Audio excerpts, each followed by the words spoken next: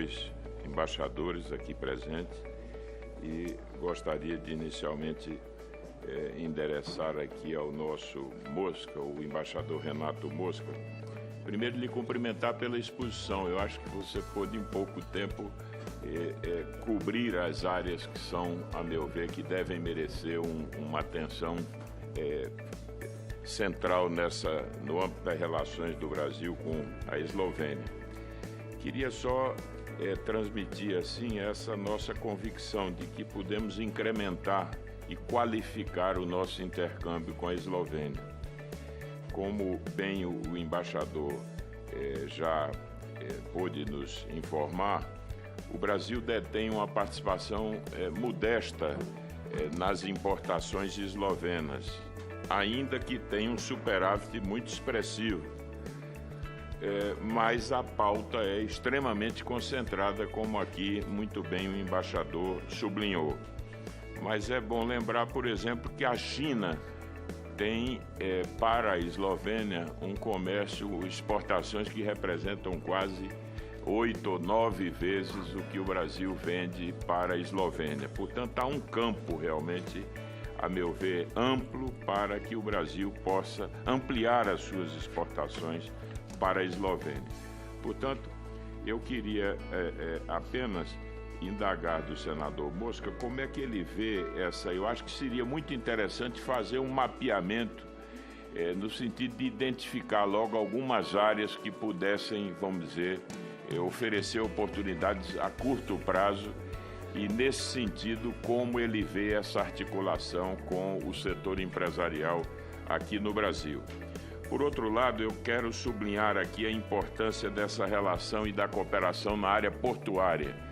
O Porto de Koper é realmente um ponto estratégico, sobretudo considerando que ele se situa na costa adriática e que ele é um porto que oferece condições de acesso e de entrada também a todo o sudeste europeu. Portanto, é um porto estratégico e nessa segunda reunião mista de cooperação, esse tema, a meu ver, deve merecer uma importância, quer dizer, uma atenção especial.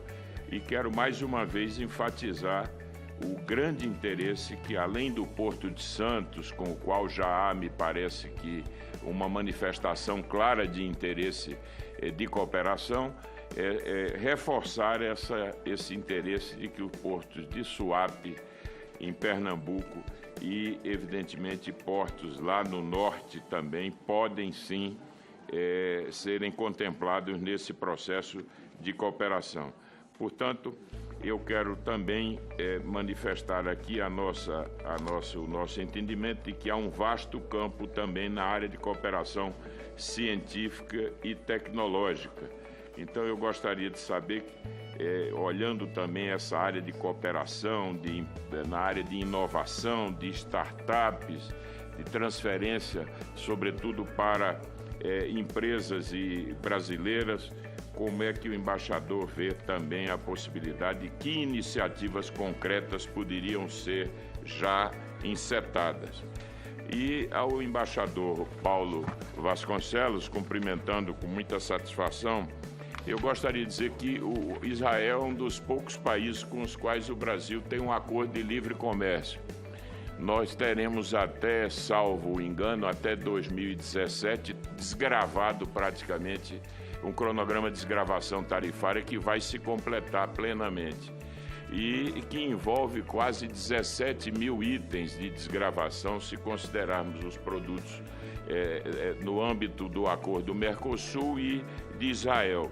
Portanto, que avaliação o embaixador faz da implementação do acordo, considerando que ele já tem alguns anos, e como pode ser melhor explorado para que o Brasil amplie a sua corrente de comércio com Israel, que hoje é de pouco mais de US$ 1,5 bilhão e que eu acho que pode alcançar um crescimento muito significativo nos próximos anos, inclusive tendo esse acordo como um marco fundamental para a dinamização dessa relação. Portanto, eram esses os temas. Eu agradeço pela oportunidade. Muito obrigado a Vossa Excelência, senador Armando Monteiro. Eu passo a palavra ao embaixador Renato Mosca para as respostas às indagações formuladas pelo senador Armando Monteiro. Muito obrigado, presidente, senador Fernando Collor. Senador Armando Monteiro, muito pouco tenho a acrescentar sobre os comentários de Vossa Excelência, que são exatamente, estão convergentes com a minha apresentação. Eu agradeço muito esse entendimento do senhor, que de algum modo ratifica minha opinião, e a questão efetivamente dessa abertura que a Eslovênia vem promovendo nas suas relações políticas e comerciais em busca de economias emergentes, economias que possam com as quais possa aumentar a sua relação. E o senhor bem disse que com a China, hoje a China ocupa 6,5% do mercado esloveno. As importações eslovenas que provêm basicamente de países da região, como a Áustria, a Itália, a Alemanha e a França, a China hoje é a 5ª maior exportadora de produtos para a Eslovênia. Então isso é uma demonstração clara de que nós temos aí um campo de trabalho importante para que consigamos competir nesse mercado esloveno, que é um mercado ainda carente, mesmo que seja de produtos, de commodities. É um mercado. A Eslovênia é um país que tem um déficit líquido de alimentos, de cereais, de produtos cárneos e, por exemplo, nessa questão da carne, não há nenhum registro da nossa balança de exportação brasileira proveniente do reino animal, nem de carne processada. Nós não temos comércio nessa área com a Eslovênia. Então, e eles têm um déficit de carne suína, aves e bovina, eles produzem o necessário, mas há aí um caminho que a gente pode trilhar.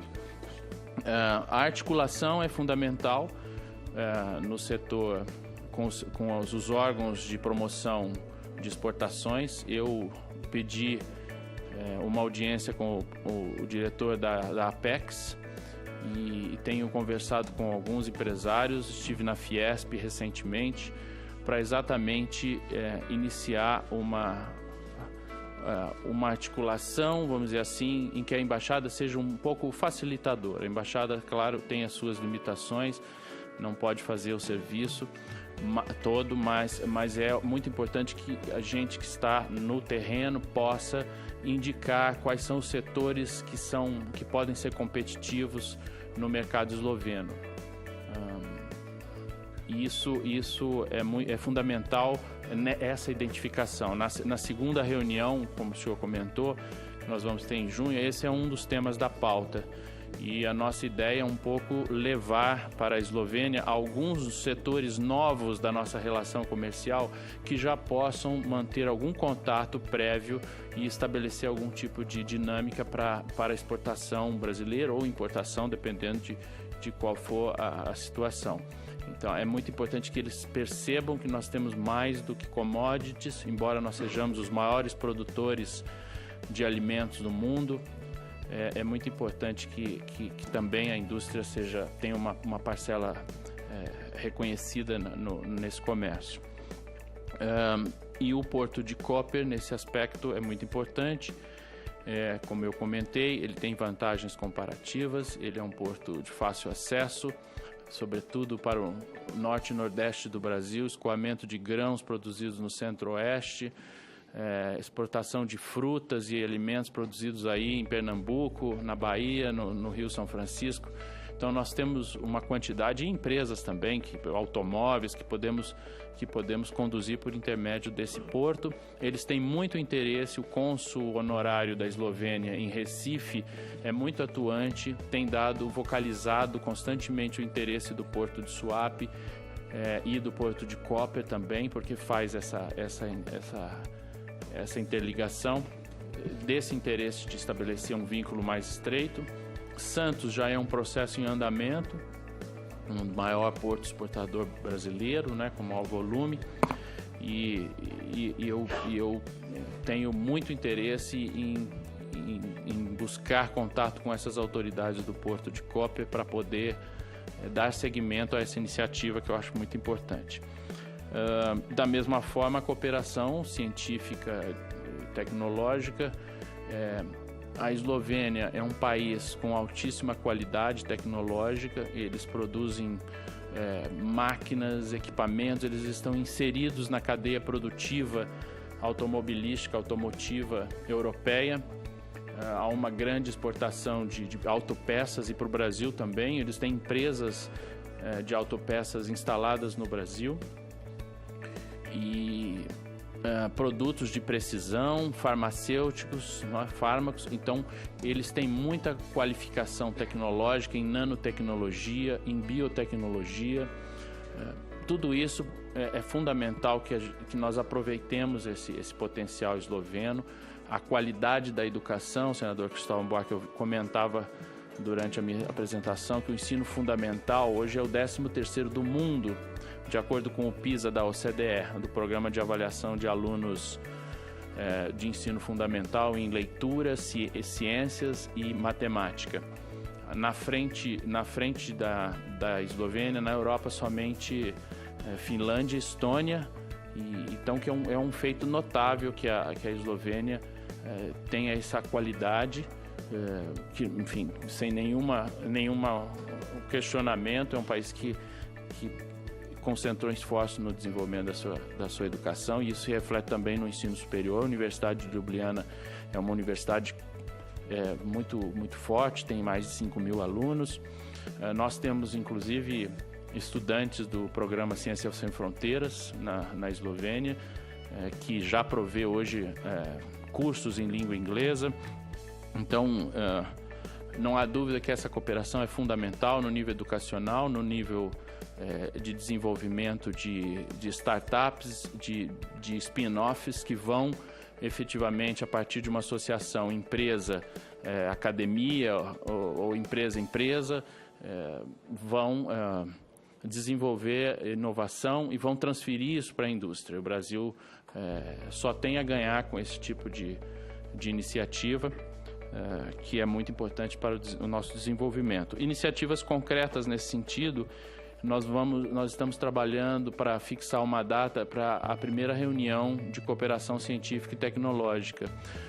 Embora o nosso acordo date do início de 2000, acho que, se não me engano, ano 2002, nós nunca tivemos essa reunião bilateral em cooperação científica e tecnológica. E é muito importante exatamente para analisar e sistematizar um mapa do caminho que a gente possa percorrer concretamente, definir quais são as prioridades, quais são os interesses, em que setores do Brasil, para que a gente efetivamente possa obter ganhos. Uma das questões que acabaram, de algum modo, retardando um aprofundamento foram as restrições orçamentárias, primeiro na Eslovênia, a partir de 2008, depois no Brasil, numa segunda fase, que acabou por interromper esse lançamento de editais da CNPq e da Universidade e do Ministério da Educação Superior esloveno. Então, é muito importante que a gente concretamente retome esses editais. Eram uma iniciativa, uma atividade de cooperação que funcionava muito bem. Todos os anos havia projetos de pesquisa e desenvolvimento entre esses dois parceiros. Concretamente, nós temos também uma possibilidade de cooperação em nível fundamental, com o Ministério da Educação, e que isso se transforme numa absorção de algumas experiências e de boas práticas do ensino esloveno. Muito obrigado, presidente. Muito obrigado ao embaixador Renato Mosca. E antes de passar a palavra ao senhor embaixador Paulo César de Vasconcelos para responder à indagação formulada por Sua Excelência o senador Armando Monteiro. Eu peço licença a Vossas Excelências, senhores embaixadores, e passo a palavra à Sua Excelência senadora Ana Amélia, que tem indagações a fazer a ambos os diplomatas. Presidente, muito obrigado, senador Armando Monteiro, pela pergunta. O acordo Mercosul-Israel vai completar toda a desgravação agora em 2017. Até agora, o impacto no comércio bilateral não foi nenhum. Esperamos, e eu acho que a gente tem que trabalhar muito nisso, para que a tendência do comércio com Israel, que é a tendência da pauta comercial brasileira, é a mesma coisa que estava dizendo o embaixador Mosca, né? Possa ser alterado. Eu, pessoalmente, isso só quando eu chegar lá que eu vou poder checar de fato, mas eu, pessoalmente, sou um pouco pessimista em relação ao impacto que esse acordo pode ter na mudança desses padrões do nosso comércio. Eu acho que nós exportamos commodities, é o que eles compram, né? Como estava dizendo a senadora Ana Amélia, são os produtos do Rio Grande do Sul, carne bovina, é extremamente bem recebida. Agora, nessa crise toda, o governo de Israel, a única coisa que fez foram consultas, foram perguntas. Queriam saber o que estava acontecendo, queriam explicações, que é uma coisa muito natural, mas em nenhum momento impuseram nenhuma restrição, nem mesmo em relação aos 21 frigoríficos que estavam em exame aqui. Então, vamos trabalhar. Eu acho que, como disse o embaixador Mosca, eu também vou procurar a Apex. Eu acho que é uma saída. Eu, agora, nos Emirados Árabes, a Apex faz um trabalho excepcional. A Apex tem um escritório em Dubai, o senhor sabe muito bem disso. Eles têm um programa de feiras em Dubai excepcional e que é o grande caminho para a diversificação do nosso comércio. Eu não sei, eu acho que Israel tem esse programa de feiras que eu atribuo a maior importância. Eu acho que em Israel não existe um programa tão bom e tão abrangente como é com os Emirados Árabes. Mas eu acho que a gente tem que procurar lá o Jaguaribe e tentar, obter um apoio para isso. Então, o que eu acho é o seguinte, há um campo muito grande. O comércio exterior de Israel é de 125 bilhões, né? Eles têm um superávit de apenas 2 bilhões. Olha que o superávit do Brasil é 500 milhões. Então, a gente contribui para 25% do superávit deles, né? O comércio com o Brasil é apenas 1% do total do comércio. Então, há campo, a gente tem que trabalhar. Mas eu não sei se o senhor vai concordar, não vejo um impacto muito grande desse acordo sobre a pauta comercial. Mas isso é uma coisa que eu vou ter que ver com mais atenção, inclusive quais são os produtos, porque Israel é um país muito aberto, é um país muito globalizado, quer dizer, não é um país que a gente vai derrubar as tarifas e vai abrir. Então, temos que ver isso com calma, mas eu em princípio não vejo um impacto muito grande. Senador, me permite, eu queria só lembrar também e com a palavra, ter a senador, sua avaliação sobre a questão das possibilidades de ampliação na área de saúde e segurança pública, porque eu acho que nós temos aí toda essa área de serviços que pode também ser dinamizada. Uma das áreas em que Israel tem uma expertise muito grande é de cibertecnologia e essa cibersegurança, não é? Então, eu acho que é uma área em que a gente pode ter uma cooperação grande, porque eles são expertos nisso, por razões óbvias, né? E o Brasil tem muito que aprender com eles.